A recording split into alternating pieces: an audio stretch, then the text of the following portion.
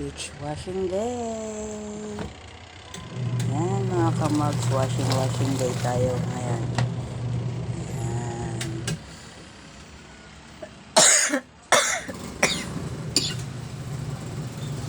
Hindi naman maraming labahan ko. Ayan lang.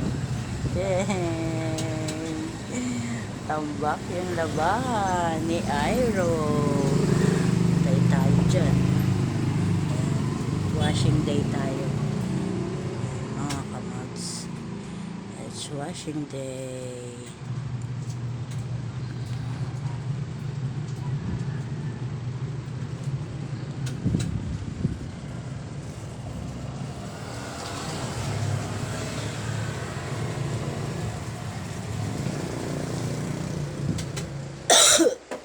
Excuse me po.